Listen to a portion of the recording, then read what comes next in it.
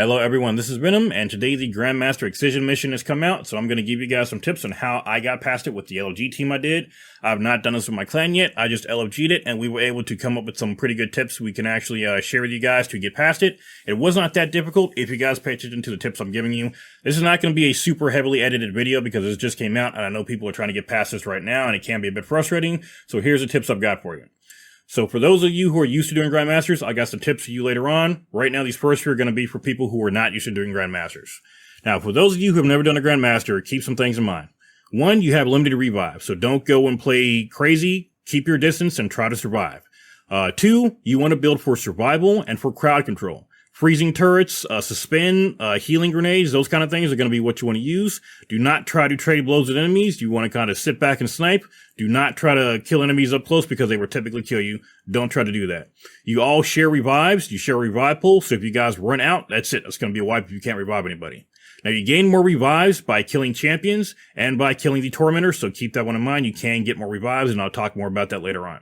So again, make sure your builds are focused on crowd control and make sure they're focused on healing. Second, again, this is a Grand Master. Enemies will do a lot more damage to you than you used to. So you're going to want to focus down enemies typically. If you got a champion, make sure that you are using your champion mods and you're focusing them down, especially the overloads. There will be a lot of them. Which brings me to my next tip.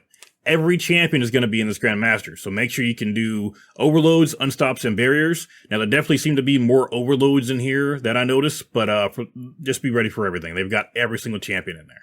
Now, for those of you who are used to doing Grand Masters, this is going to be just like a normal Grandmaster, except, you know, it's exactly what you would think it'd be, a 12-man Grandmaster. However, there are a couple small changes.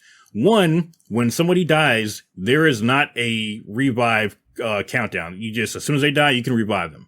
We know in normal Grandmasters, when somebody dies, it actually takes a while before you can actually revive them. You can revive them right away in here.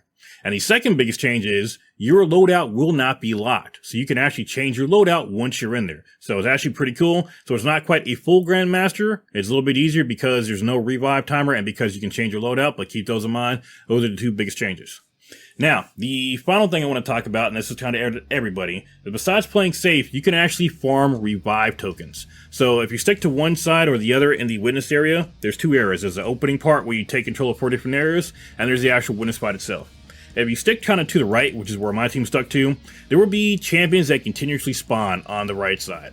And I think it's on either side, but we did the right side. And there is a place that we can kind of hide there. But there will be champions that will continuously spawn. You can just sit there and keep killing them over and over again and farm revives. I think at one point we were down to like 1 or 2 revives left, and we just went to the right side and we just said, look, we're going to stay here until we got about 20 revives. I think we farmed up to like 19 and then we got tired, so we went ahead and took out the witness. So you can farm reses in here, just make sure you actually do it. You got to kind of coordinate. So I would suggest go to the right side. There's a pillar you can hide behind. There's going to be an overload that's going to spawn right there with a group of enemies. Just farm them, make sure that you're getting enough reses, and make sure that everybody is playing as a team, and you're going to get past this with no problem. So like I said, I got an Ergo Sum to drop, I got the Catalyst to drop, and it looked like we got some crafting materials as well. This was not too difficult. It definitely felt like a Grandmaster, but it was definitely a different experience. I mean, it was a Grandmaster. I don't know how else to explain it. It was a 12-man Grandmaster. It felt amazing. It was really great. It was fun to play, and I'll be doing this again later on. So those are my tips to you guys. Again, remember, if nothing else, remember just to survive.